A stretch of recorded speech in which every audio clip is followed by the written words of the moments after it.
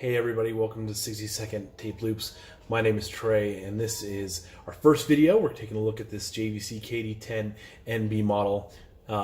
What the difference between, the immediate visual difference between the KD-10NB and the standard KD-10 is that this one is black, of course, where most of those decks always came through as silver. So today what we're going to do is take a look at some of the features of this deck and point out some things I really like about it, and maybe some downfalls of this particular deck versus other later JVC models or other models.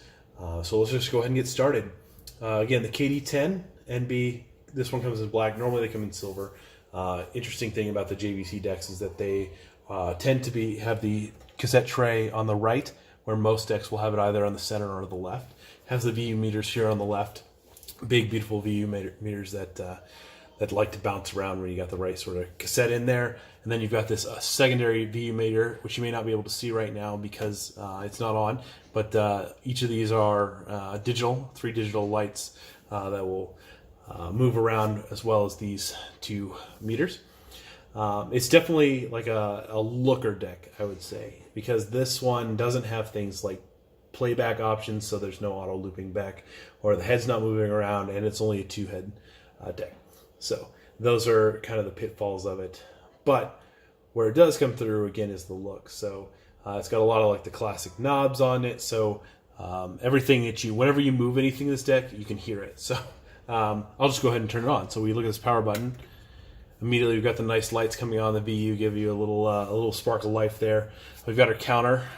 I don't have the volume on this, so I'm just going to go ahead and play it. This is the, oops, we're actually going to have to flip this over.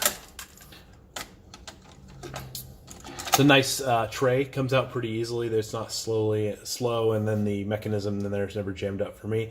We're just going to go ahead and click the play button. It's real firm when it comes down on there. I don't have any volume coming out of it again, but you'll see the VU meters moving here in a second.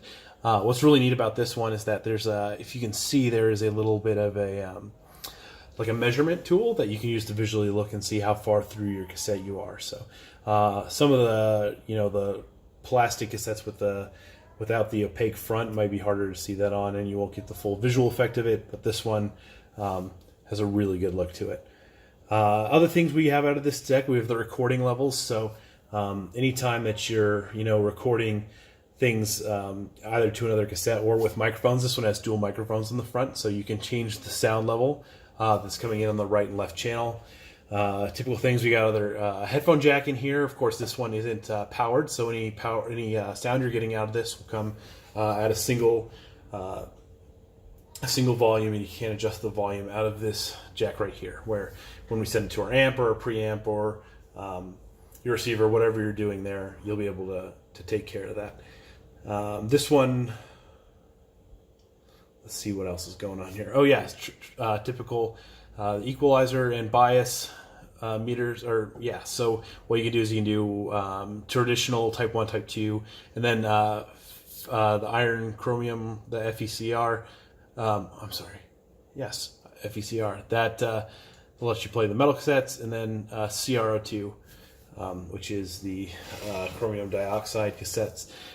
Yes, I can read chemistry. And the bias meter, and I'm not 100% sure what these do, but these are supposed to line up with one of these, so like if you have a certain one playing, you're supposed to switch this over here as well.